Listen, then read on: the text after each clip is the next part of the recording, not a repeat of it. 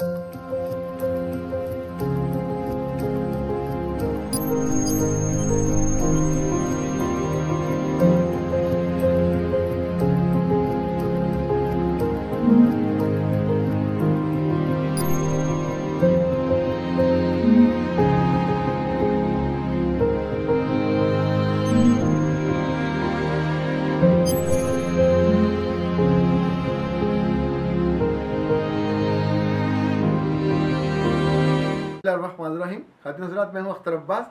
आप सबको सलाम पहुँचे। आज हमारा मौजू बहुत मज़े का है, चूँकि ये फरमाइशी है।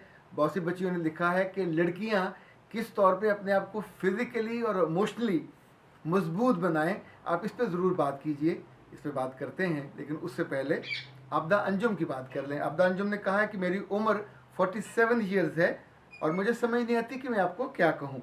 अच्छा दोस्त, एक बहुत बेहतरीन उस्ताद, माँ समझूं या बड़ी मेहरबान सी बहन,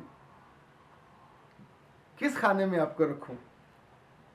बहुत ही बरमौकार बरमहल बात करते हैं और आपके लिए ढेरों दुआएं। आपदा बेटा जो मर्जी समझें, लेकिन ये बराह करम बहन और माँ के खाने में ना रखें। वहाँ आपकी माँ ही सूट करती है, बहन ही सूट करती है।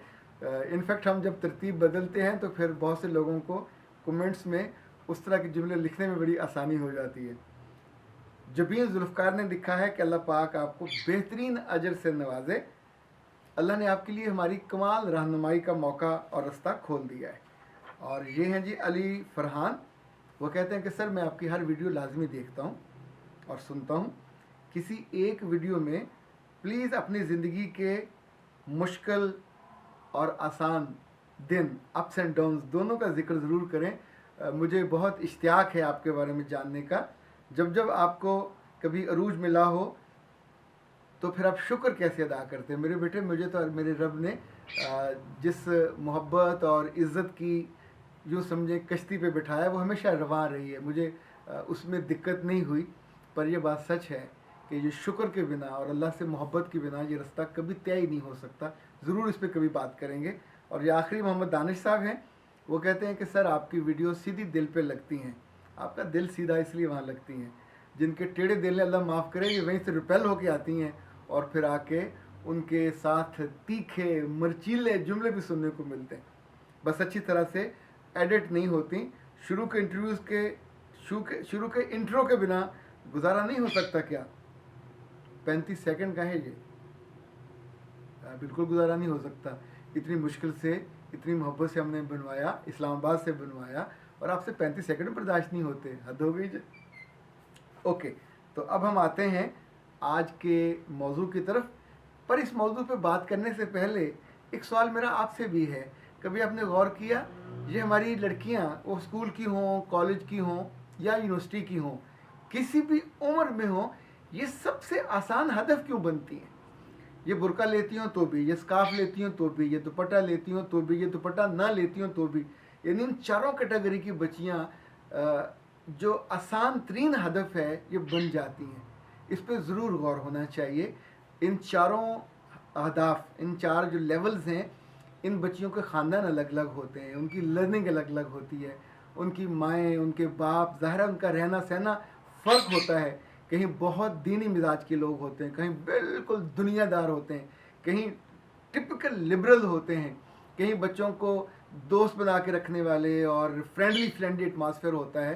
पर इस सब के बावजूद जब जब इनकी बच्चियों पर कोई डोरे डाले, जब जब इनको कुछ शिकार करना चाहे, तो सबसे जल्दी ये शिकार क्यों हो जाती हैं?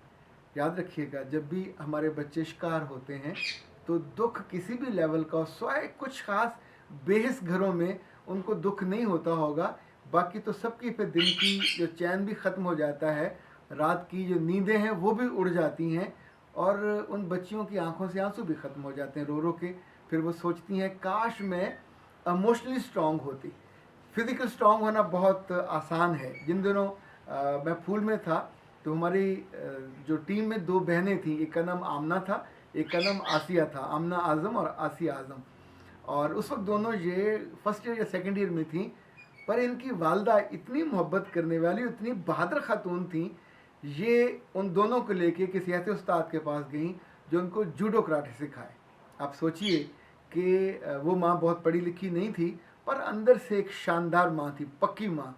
और जब तक ये कॉलेज में थोड़े और अगले सालों में बढ़ी, तो बच्चियाँ जिस्मानी तौर पे फिज़िकली अपने आप को अच्छा कभी मुमकिन है उन्हें मौका ना मिला हो किसी को कुसुन मारने का, किसी का नाक तोड़ने का, पर जो फील गुड कि मैं बदनी तौर पे, जिस्मानी तौर पे मजबूत हूँ। हमारी बेटियों को किसी न किसी एक्सरसाइज में जाना चाहिए, चाहे वो जूडो कराटे हो, चाहे वो गेम्स हो, चाहे कोई एथलेटिक्स हो। फिज़िकली उनको बहुत अच्छा होना चाहिए, बिल्कुल पोला पोला सा नहीं होना चाहिए। ये आने वाले बरसों में भी उनके लिए बहुत अच्छा रहता है। पर दूसरी जो चीज़ है वो है इमोशनली वीक होना या इमोशनली तगड़ा और स्ट्रॉन्ग होना।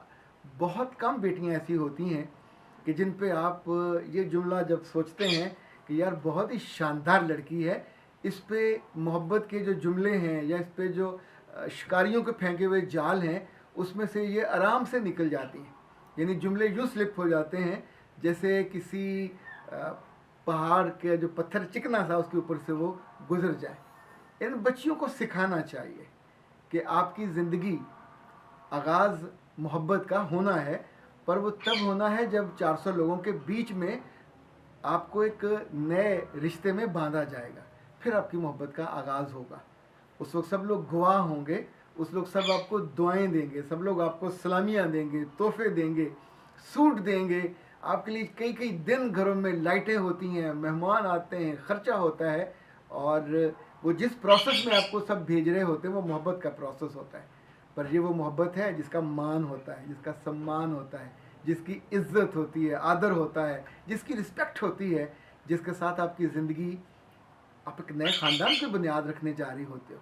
आप दोनों ख़ानदानों को जोड़ रहे होते हो, और आप बनते भी हो, सजते हो, तो आपको कुछ छुपाना नहीं पड़ता। याद रखिएगा, इमोशनली तगड़ा होना है, मजबूत होना है, तो अपनी बच्चियों को सिखाइए कि जिस बात को छुपाना पड़े माँ बाप से, दोस्तों से, असातिज़ा से, वो झूठ है और वो आपको अंदर से कमज़ोर करता है। जब भी कोई लड़का या कोई टीचर या कोई आपका कोलीग इन सारे अदवार में, जब आप स्कूल में, कॉलेज में, यूनिवर्सिटी में होते हैं, आपसे बराह रास्त आपकी चेहरे की, आपके बदन की तारीफ़ करने लगे, आपको अपनी तरफ अट्रैक्ट करने के लिए आपकी तहसीन करे, तो याद रखिएगा अब वो आपके इमोशन के साथ खेलने लगेगा।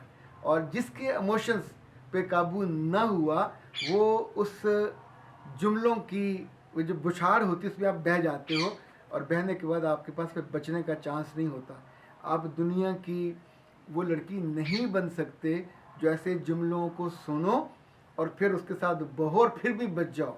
ये बचने का, यानी ऐसा हो नहीं सकता कि आप दरिया में गिरो और गीले ना हो, और आप दरिया में गिरो और डूबने का आपका इम्कान भी ना हो।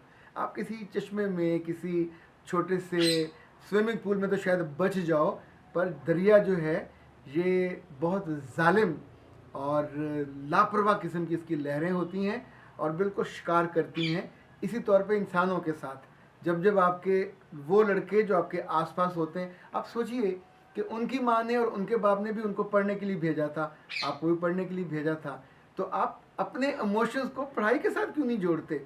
उस टारगेट के साथ क्यों नहीं तगड़ा मजबूत रिश्ता रखते कि जिसने आपको इज्जत देनी है, मोहब्बत भी देनी है।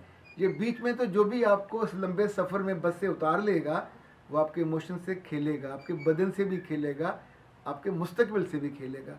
इमोशनली स्ट्रॉन्ग होने के लिए दुनिया में किसी भी मुल्क में अब तक कोई टीका नहीं बना, कोई इंजेक्शन मौजूद नहीं है कि जो मैं आपको कहूँ कि फ़लाँ कंपनी का ले लें और वो लगाने से आप इमोशनली मजबूत हो जाओगे।